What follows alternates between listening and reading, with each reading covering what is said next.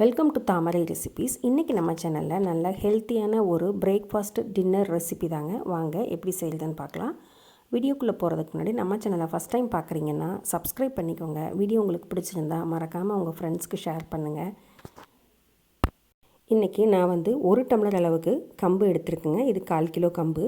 இதோட 3/4 டம்ளர் அளவுக்கு இட்லி அரிசி, 1/4 டம்ளர் அளவுக்கு பச்சரிசி சேர்த்துருக்கேன்.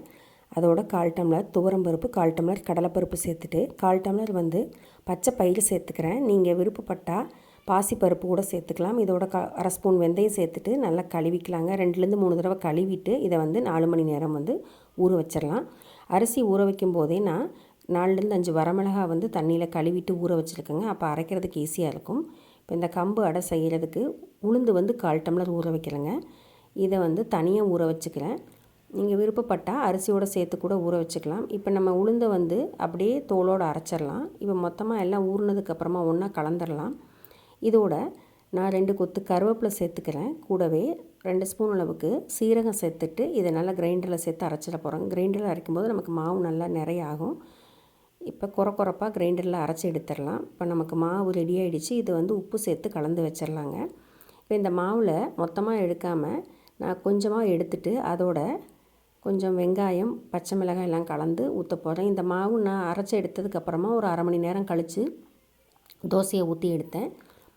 இப்போ பச்சை மிளகாய், ஒரு பெரிய வெங்காயம் பொடியாக கட் பண்ணி இதோடு சேர்த்துக்கிறேங்க. இதுக்கப்புறமா 4-5 கொத்து முருங்கைக்கீரை எடுத்திருக்கேன். அதை சுத்தம் பண்ணிவிட்டு இதோடு சேர்த்துடலாம். முருங்கைக்கீரை சேர்த்தும்போது நமக்கு இந்த கம்பு அடை நல்லா மணமாக டேஸ்ட்டாக இருக்கும். கம்போட மனம் முருங்கைக்கீரையோட மனமும் சேர்ந்து சாப்பிட்றதுக்கு ரொம்பவுமே நல்லாயிருக்குங்க. இப்போ இதை நல்லா கலந்து விட்டுடலாம். கலந்து விட்டுட்டு தோசைக்கல்லை சூடாக்கிட்டு இந்த கம்பு அடையை நம்ம ஊற்றி எடுத்துடலாம்.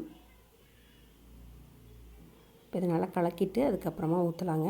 இது வேகிறதுக்கு கொஞ்சம் டைம் எடுக்கும். அதனால் தோசைக்கல்லை நல்லா சூடாக்கிட்டு லோ ஃப்ளேமில் வச்சு நம்ம ஊற்றிக்கலாம்.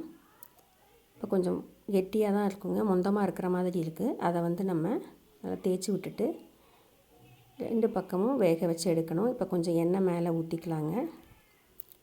ஸ்டவ்வை லோ ஃப்ளேமில் வச்சிட்டோம்னா கரிஞ்சு போகாமல் இருக்கும். அதே மாதிரி மாவு நல்லா வெந்து வரும். இப்போ மேலே கொஞ்சம் எண்ணெய் ஊற்றிக்கிறேன். எண்ணெய் ஊற்றிட்டு 2 பக்கமும் திருப்பி போட்டு வேக வச்சு எடுத்துடலாங்க. அடுத்த பக்கம் புரட்டி போட்டுக்கிறேன். ஒரு பக்கம் நல்லா வெந்துருச்சு.